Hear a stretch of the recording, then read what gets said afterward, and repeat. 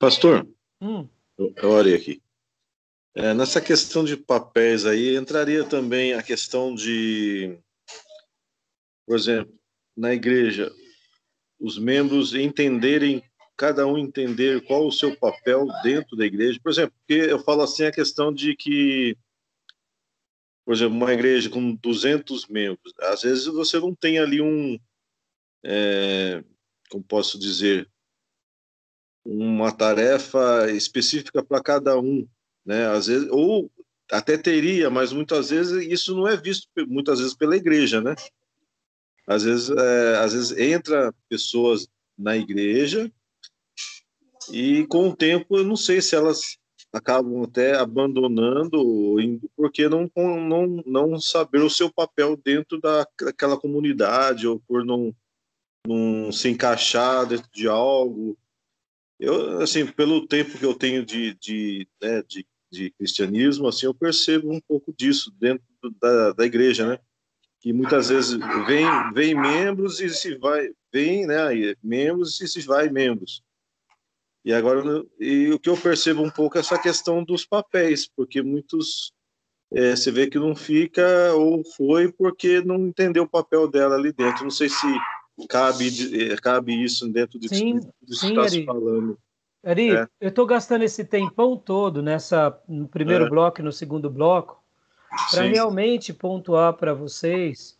Hum, E quando a gente realmente entende que o nosso Deus é soberano e que nós estamos debaixo dessa autoridade dele e que ele deixou um livro maravilhoso que é a sua palavra e nós nos submetemos a ele, naturalmente a gente começa a entender o nosso papel da nossa vida e a de Deus. E quando nós adentramos na vida de Deus e com relação ao que ele tem para nós, aí fica muito claro essa questão dos papéis na família, na igreja e na sociedade. E como eu disse, por isso que eu falei muito sobre a questão da importância. A importância, ela é máxima. hum, Não tem, por exemplo, para Deus, algo assim, o pastor ele é mais importante do que aquela ovelhinha.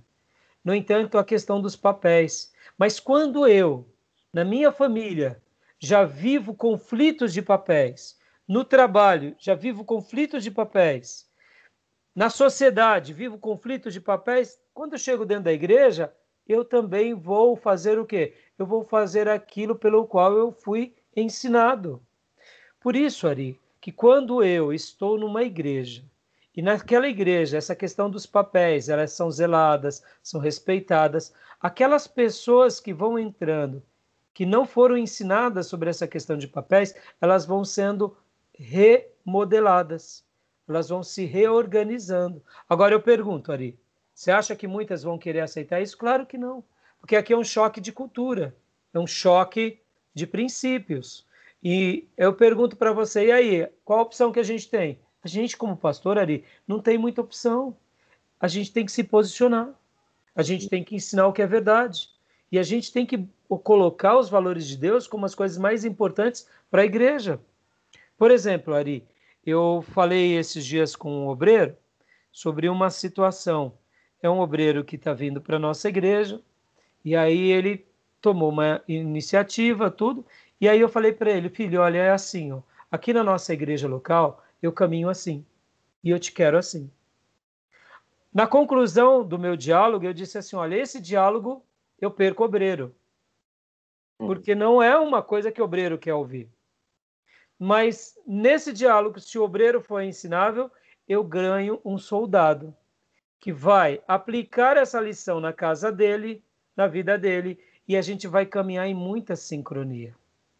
Então, Ari, por exemplo, para mim, isso é muito simples, Ari, mas ao mesmo tempo é muito difícil ser colocado em prática no dia a dia. Por isso que o pastor, ele precisa estar alinhado com o colegiado de pessoas que também têm uma clareza de papel muito grande. Para quê? Para que esse efeito seja sendo replicado por meio dos modelos, Ari. Ah, porque na hora que eu tenho um time, vamos supor, Ari, eu tenho 5 pessoas da minha liderança, mas 2 dessas pessoas da minha liderança não aplicam direito aquilo que aprendem. logo vai me fragmentar. Porque ele vai replicar aquilo que ele vive. Mesmo que ele diga para mim que aceita, se os atos dele não são atos que aceitam, então, na realidade, a boca dele está dizendo uma coisa, mas o corpo dele está fazendo outra. Por isso que as palavras podem mentir, mas o corpo fala a verdade. Entendeu, Ari? E o pastor ele tem que estar sensível a esses toques. Por isso, vocês que são alunos do seminário, a grande recomendação que eu dou é: sejam auxiliares dos seus pastores. Sejam como Josué foi com Moisés. E se um dia Deus der graça a vocês, de vocês tiverem mais sabedoria, mais poder, uma mensagem, irmão, deixa o pastor pastorear, não queira ser maior. Se você sente que Deus está te dando uma liderança e que você quer começar o trabalho, então seja homem, digno de dizer, pastor, me abençoa que agora eu preciso cuidar do meu grupo. E não tente fragmentar um grupo dentro da igreja, porque isso é divisão, isso é subtração e, naturalmente, isso é o dedo das trevas. É muito bem possível um irmão e uma irmã caminhar com os dons e talentos e, mesmo assim, o pastor pastoreá-lo. Nenhum problema. O problema, irmãos, é que hoje, pode ver, na sociedade todo mundo quer ser empresário, todo mundo quer ser líder. E chega na igreja, ninguém quer ser liderado, entendeu? Esse é o problema. Então, irmãos, por isso que eu estou trabalhando muito essa questão. E essa questão, quando ela é aprendida, perceba, a gente está falando de antropologia. Antropologia não é como Deus cria o homem. Deus cria-nos com papéis distintos. E é importante quando a gente compreende isso. Pode ver, irmãos, quando a gente compreende o nosso papel, isso é lindo, a igreja cresce, o reino de Deus é expandido. Vou contar uma experiência que eu tive. Eu sempre fui muito sério com essa questão de papéis. Eu fui dar aula na Comunidade da Graça pelo STBnet e convidei um dia, eu dei aula lá de várias matérias e dei aula também lá de homilética. E um dia, a minha classe tinha uns 50 alunos. A esposa do Carlos Alberto Antunes sentava ali, uma anciã maravilhosa, sentando ali para aprender. Eu me sentia honradíssimo. Na sede da Comunidade da Graça, ensinando para aquela classe de pastores, de missionários, só da Comunidade da Graça. Eu falava, meu Deus, que igreja maravilhosa. E aí, um dia, a minha prova de homilética, eu faço uma prova escrita e uma prova prática. O aluno tem que pregar. E uma jovem da igreja, da classe, ela falou, pastor, eu nunca preguei na minha vida. Eu falei, não, filho, você vai pregar. Não, pastor, eu não vou pregar, você vai pregar. Faz parte da prova. Ela pregou. Mas ela pregou, irmão, Deus usou tanto ela, foi tão lindo, que a classe aplaudiu, ela tirou 10. Ela tirou 10 na mensagem escrita e 10 na oratória.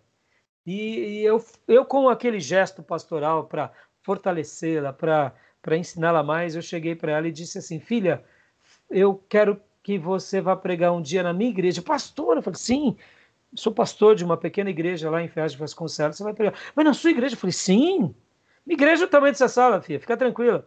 A sala que eu dava aula é do tamanho do nosso santuário, pra você ter uma ideia, irmãos. Então, aí eu falei assim, não, você vai, pede pro seu pastor e vamos marcar o dia e você vai, não tenha pressa, tá bom? Semana seguinte ela chegou para mim, triste, e ela disse assim, pastor, eu não vou poder ir lá na sua igreja. Eu falei, não, por quê? Eu fui pedir para o meu pastor e ele negou, ele proibiu. Eu falei, o quê? Proibiu? Ele disse assim, se você tem tempo de pregar em uma outra igreja, por que você não vai fazer visita aqui para pessoas da nossa igreja? Por que você não vai pregar num pequeno grupo dos nossos, que temos muitos pequenos grupos? Por que uma irmã não vai participar do culto de oração? A irmã tem tempo para servir fora? Por que vai servir em outra igreja fora, sendo que a gente tem tanta necessidade dentro? Aí ela continuou falando, pastor, eu não gostei, eu fiquei chateada. E aí veio ela, veio os amigos, e todos estavam ali no azedume, já contaminados, já estava... E aí eu falei assim, louvado seja Deus. Agradece o seu pastor, porque eu aprendi mais uma coisa. Porque ele está me ensinando a zelar pelo rebanho. A zelar pelas ovelhas. Aí ela deu um passo para trás. Mas como assim, pastor? Eu falei, irmã, o que o seu pastor fez, eu estou aprendendo. Eu fiquei admirado. Eu fiquei admirado porque o que ele fez foi demonstrar o seguinte: nós estamos aqui na mesma sinergia. Nós estamos debaixo de uma liderança. Nós temos propósitos aqui. Nós não temos tempo para perder tempo com outras igrejas, porque nós temos um grande trabalho na nossa igreja local. Nós queremos as pessoas comprometidas na igreja local. E você, irmã, não vai pregar lá fora, não. Você vai pregar aqui. E aí eu falei para ela, minha irmã, teu pastor está zelando de você. Porque aí eu expliquei para ela, eu falei assim, filha, e se eu quisesse pescar você e levar você para a minha igreja? Eu estaria atrapalhando o trabalho que você tem na sua igreja. Vem cá, irmãos, vem cá. Os pastores convidam as outras pessoas para pregar, geralmente para quê? Para querer realmente levar um pregador ou para pescar um obreiro pronto? Vocês estão aqui gastando um tempão comigo para quê? Para vir serem membros da minha igreja ou para servirem as suas igrejas? Servirem as suas igrejas. Estão entendendo, irmãos? Olha só, o que esse pastor fez foi, filha, vamos defender a noiva. Vamos cuidar dessa noiva, porque dessa noiva cada pastor aqui prestará conta. E aí, hoje em dia, como que eu faço com os meus obreiros locais? Qualquer membro da igreja, irmão, não importa. Não importa. Eu quero que ele me preste conta se ele vai pregar fora. Eu vou responder por ele. E se é um irmão vaidoso? Eu tenho que cuidar dos meus vaidosos, deixando que eles sejam mais humildes. Entenderam? Estão entendendo, irmãos? Agora, o pastor lá chama o irmão para pregar 2, 3 vezes. Ele não está preocupado de treinar esse obreiro. Ele está preocupado que alguém vá lá e pregue. Vocês estão entendendo, irmãos? Hoje os convites são muito furtivos. Os pastores não têm muito respeito. Se perdeu o respeito pelas igrejas. Está entendendo, irmão? Clareza de papel. Quando a gente entende isso, a gente cria um time muito sincronizado. Tá bom? Entenderam? Isso se aplica sim, Ari, dentro da igreja, tem que ser colocado na igreja. Mas isso não é apenas ensino pelo ensino. É o ensino pela vida, pelo modelo, Ari. O marido faz, a esposa faz, os filhos faz. Quando os filhos estão à margem, não se passa a mão, fala a verdade. E assim a gente vai fazendo a obra de Deus, entendeu, Ari? E na igreja vamos criando esses times. Tá bom, irmãos? Amém. Alguma dúvida? Tranquilo? Tranquilo, tranquilo. Vamos dar aquela pausa para a gente tomar uma água, ir ao banheiro e voltar para o último bloco? Amém. Beleza?